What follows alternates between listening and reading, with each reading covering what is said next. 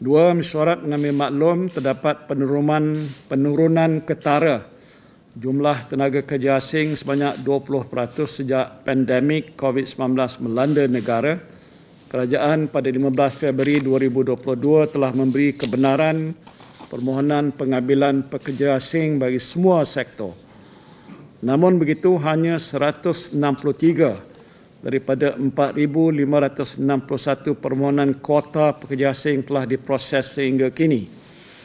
Majlis menyedari keluhan dan kerugian yang dialami pengusaha-pengusaha industri terutamanya dalam sektor peladangan, perkilangan dan perkhidmatan akibat kekangan tenaga kerja yang mendesak setelah ekonomi dibuka sepenuhnya. Justru majlis menggesa supaya disegerakan proses kelulusan bagi permohonan-permohonan bagi pekerja asing dengan mengurangkan karenah birokrasi, mempermudah dan menambah baik proses kelulusan untuk menampung keperluan pekerja oleh industri-industri yang mendesak. Sebagai langkah jangka pendek, majlis mencadangkan supaya kelulusan bersyarat boleh diberikan pada permohonan yang sedang diproses untuk menyegerakan bekalan tenaga kerja asing kepada sektor-sektor yang terjejas. Tapi bila kita bincang masalah pekerja asing ini, jadi dia lebih mendesak lagi.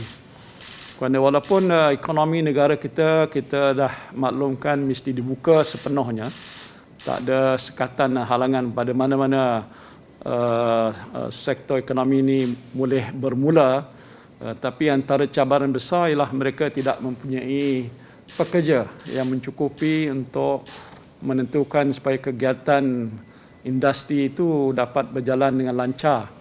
Seperti disebutkan oleh Kementerian Peladangan tadi pun, waktu COVID dan tidak ada pekerja asing masuk untuk membantu menurunkan buah kelapa sawit, dia rugi lebih 10 bilion. Dan waktu sekarang ini harga kelapa sawit cukup tinggi. Dan kalau masih dilewatkan lagi dengan tidak ada pekerja asing, maka menambah besar lagi kerugian pada negara kita. Jadi itu satu sektor saja. Kalau sektor pembinaan, sekarang ini dah nak mula pun begitu. Jadi apa yang diberi pandangan oleh majlis supaya proses kelulusan oleh semua pemohon-pemohon yang telah dikemukakan kepada pihak One Stop Center ke Kementerian Sumber Manusia ke mesti dipercepatkan. Dan kita dah bagi pandangan supaya pada dasar bila ada permohonan, elok luluskan 50% dulu. Kalau dia mohon 100 pekerja, luluskan 50 dulu supaya dia tidak terdesak. Yang baki itu boleh dihalusi, mungkin mengambil masa sedikit supaya diluluskan kemudian.